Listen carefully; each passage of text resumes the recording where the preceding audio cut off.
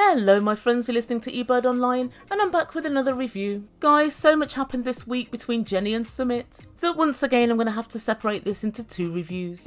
But the day is finally here, the day we've all waited for. It was a day they thought would never come. Jenny and Sumit are finally given the go-ahead to get married.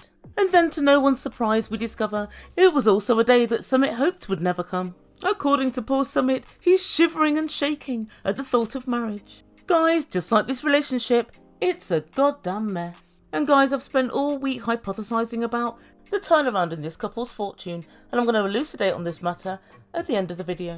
So strap up, this is 90 Day Fiance The Other Way, Season 3, Episode 12, Jenny and Sumit, Part 1. But just before we begin, please do all the things that you know that Ebird likes. Subscribe to my channel, press the big red button, smash that like button, and don't forget to press the notification bell.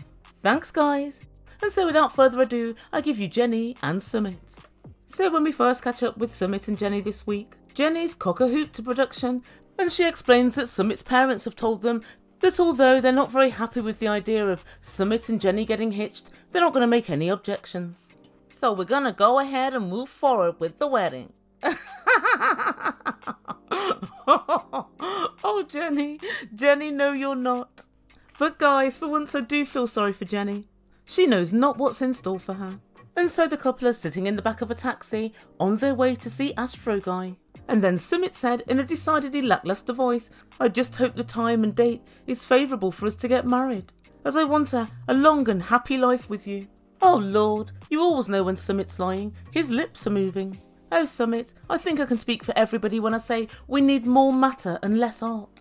You despicable little scoundrel. And so they arrive at the astrologer's office. AKA Astro Guy, AKA Two-Ply Astro Guy. Why am I saying this? Well, with new behaviour comes a new nickname. Because it's come to my attention that Two-Ply Astro Guy gets paid twice. The first time he gets paid is when Sumit pays him for his time during the session, but he also gets paid from another interested party, who's telling him what to decipher from the stars, for the content of the session, if you will. But who would do such a thing, I hear you ask? Guys, this day-long mystery begins and ends with Sumit's dad. Yes, that's right, I believe that Sumit's dad is paying Two-Ply Astro Guy to read whatever he wants into these stars of his. And Sumit told us himself, his dad's been going to him for 30 years. And I wish that's where my evidence ended, but it certainly isn't, because what happens next was unbelievable. So he said, yep, you can get married 9 days from now. And Jenny smiled, laughed, and playfully punched Sumit. And if I'm honest, I too would like to playfully punch Sumit, minus the playfully. And Sumit in turn gave a very vague smile. But then he put his whole fist in front of his mouth. And in body language terms, when somebody does this, it shows they want to guard what they're saying. He's subconsciously trying to suppress the deceitful words escaping. He knows he's not happy and is physically stopping himself from saying something. I would say unbelievable, but with Sumit, it's all too believable. We always thought he didn't want to get married, and as soon as he hears this is on the cards, his body language tells us exactly what he's thinking. And then Two-Ply Astro Guy said, this is amazing. It certainly is. You're getting paid double bubble. But Jenny doesn't seem to notice that Summit's not exactly pleased, and I don't know how this has passed her by. And guys, yet again we're reminded that Jen is so stupid, she can't be fixed. And she said, I can't believe the stars will allow us to get married. Guys, in just about 10 seconds, the stars will have spangled and banned her. And whilst I'm completely convinced that Astro Guy is being paid off by Summit's dad to just call an end to this whole fiasco and all of the upset in their family, what happened next absolutely convinces me. So Two-Ply Astro Guy fixed his stare at Jenny and Sumit and said, but you must be careful, the stars do not allow a temple wedding. And he continues, you cannot have a ceremonial wedding. The wedding will have to take place in a court, and you'll have to be very careful about the celebration part. So that means the festivities will have to be cut, the celebrations will have to be cut, and the parties will have to be cut. The stars say, if you have a formal wedding, it won't last. Really? The stars say all of that? These stars can be very, very detailed when they want to be, can't they? I'd like to find out from Astro Guy if he's in any way affiliated with Maria of Terrible Tarot. I'll bet he is. And so in other words, this wedding is going to be a secret squirrel. And then he said, this wedding will have to be you two only. Oh, what a turn up for the books. Oh, Astro Guy, the Ebird's got a couple of questions for you. What are the crappy couple going to do with regards to wedding photography? If there's a photographer, he will be required to put his finger over the lens. Right, I see. And what about a wedding cake? If you want to have a wedding cake, you must pretend it's a birthday cake and then write wedding on the icing with a black Sharpie on the day. Right, I see. Astro Guy, what do the stars say about the wedding license?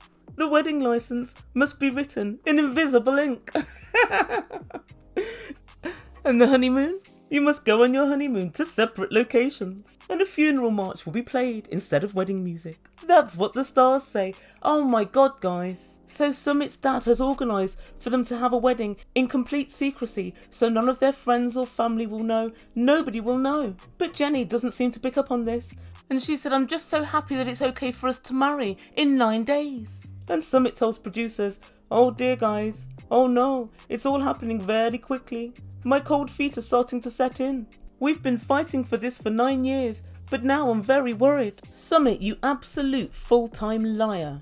If lying was a profession, you'd be on a 6-figure salary. You've spent 9 years rinsing Jenny of whatever money she has, having fun with no responsibility, and hoping that your mum will act as Rottweiler in chief to keep Jenny and her wishes for marriage at bay. Now that barrier has been snatched away from you, you don't know what to do. And so they leave 2-ply Astro Guy with his phony stars and his fake readings, and they go home. And next time we see this couple, Sumit and Jenny are sitting outside in the streets, and they're talking about what else? The wedding. And Jenny said to Sumit, now that all the tension has gone, 9 days is the earliest that we can get married. I want to get married on the 10th day. After all, you never know what might happen. Your mother might change her mind. And Sumit said as reluctantly as possible, okay, let's go for the 10th day. And finally, Jenny notices that he's maybe not as enthusiastic as she. And she says, I'm not pressuring you, am I? You've not been doing anything else for the past 9 years, Jenny. Of course you're pressuring him. Everybody knows that he doesn't want to get married. Everybody, it seems, but you, Jenny. And Sumit said, well, no, but the big worry I have is the time I spent in my last marriage was not good. I'm really scared of divorce. And you have to admit, sometimes when we argue and you get mad, you say, I'm going to go back to America. Maybe you'll do something like this. Sumit, she only threatens to go back to America when you refuse to marry her. That's the only reason she threatens to leave.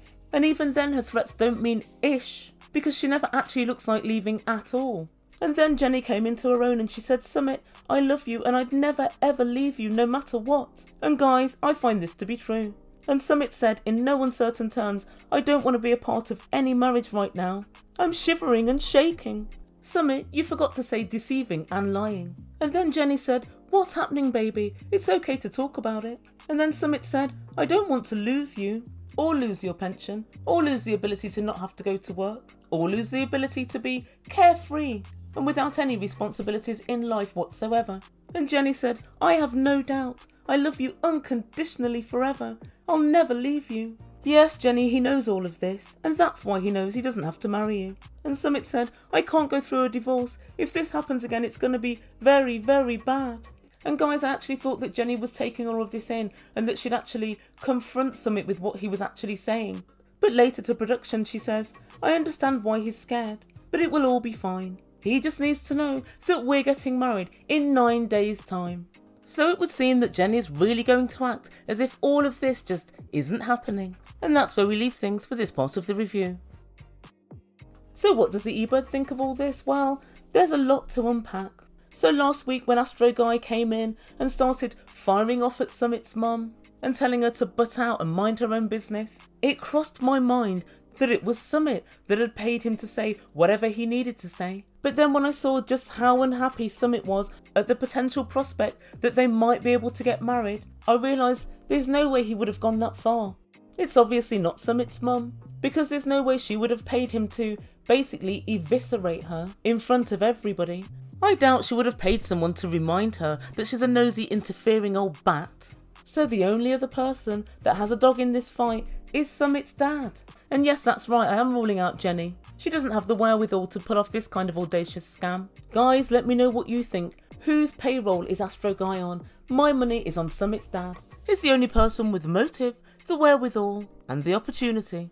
So I think Sumit's dad's reasons for this course of action are numerous. Firstly, he'll do anything he can to stop the nagging of Sumit's mum. Who wouldn't? And the second reason is very closely linked to this, is that Sumit's dad wants an easy life. What's an awful life for him is Sumit's mum going on and on, day after day, crying and prevaricating and moaning on about Sumit and Jenny. And his sole intention in life is to stop this constant nagging. Then number 3 is that he knows what we all know, Jenny is going nowhere. As many times as Sumit throws her back into the sea, she swims back to the shore, dries herself off and walks straight back up to Sumit. Japanese knotweed Jen is busy wrapping her roots around Sumit's legs. And the next reason is that he knows, even if they get rid of Jenny for a moment in time, and they manage to get Sumit married off to somebody else, he'll be the one yet again stuck with another £20,000 divorce when Sumit gets back up to his old tricks again with Jenny, as he no doubt will. By ensuring that Sumit marries Jenny, he ensures he's off the market and thus can't ruin somebody else's life or cost his dad any more money in divorces. But of course the final reason that really makes me know it's Sumit's dad and not anybody else, and just to make it clear, I had considered it might be TLC producers, but it was Astro Guy's insistence that nobody can be at the wedding. There must be no party, no celebration and no festivities. Who would insist on this other than one of Sumit's family? I think, ladies and gentlemen, the evidence is all there for us to see. So next up I'd like to talk about the cluelessness of dotard Jenny. Now I'd like to start by saying Jenny's not at fault for not necessarily realising that Sumit really had no intentions of marrying her, even though his body language to me speaks volumes. He has, with Jenny, gone around all different people and tried all different ways, seemingly, to try and get this wedding on track and to try and get his parents to relent, and even to try and get his brother and sister-in-law on board. And guys, he really did make out that he wanted this wedding to happen. He also divorced his ex-wife, ostensibly for Jenny, and he managed to coax Jenny back out to India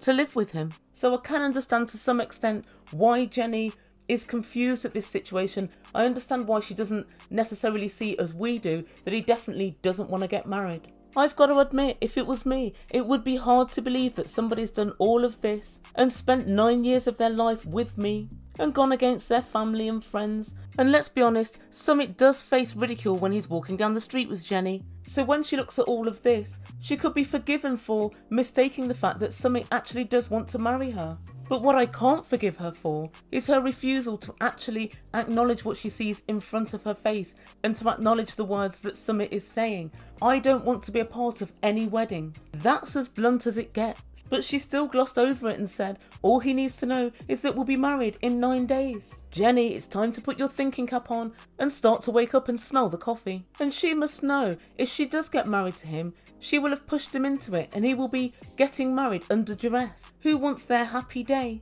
to be marred by the fact that the one other person who's present in the courthouse with her doesn't willingly want to marry her? Surely that can't be a good feeling. But my final thought is for Sumit, who's a little rat. Sumit has spun Jenny a 9-year-long lie of I want to marry you. He's hid behind his mum, imagining that she would never give her blessing, so he'd never actually have to go through with the act. Summit's mum threatened to kill herself, and all the while she was slowly but surely killing all of us. Sumit could have got married to Jenny at any point. He could have just secretly married her, told nobody, and Jenny could have had a visa months ago. But no, Sumit didn't want to be married to Jenny. Sumit is just here for the good times. I think stick another 8 to 10 years on Jenny and Sumit will be over and out. And that's why he doesn't want to get married, because he knows very well it will end in divorce, but it will be at his behest and not hers. So guys, let me know what you think. What do you think to my theory about Astro Guy? Do you think he's on the payroll of Sumit's dad? I know I certainly do. And what do you think to Sumit's body language and what Sumit's actually saying to Jenny? He never looks happy that they can get married. She seems to be woefully ignoring the situation. And I have heard a few rumours that they did in the end get married. But what does that really mean if the person who marries you doesn't want to be married? That means that they always saw this as a temporary scenario and not for life. Otherwise, they would have wanted to marry you. It's not as if he's against marriage as an institution. He just doesn't want to marry Jenny. So I'd love to see what you guys have got to say in comments down below. And I'm going to get on with part 2. And we're going to cover Sumit and his shady shenanigans when they go to sort their wedding out at the courthouse. Guys, please don't forget to like and subscribe and all of that good stuff. And also press the notification bell so you don't miss when part 2 comes out. Thank you so much for listening. You've been listening to Ebird Online, and I bid you good day.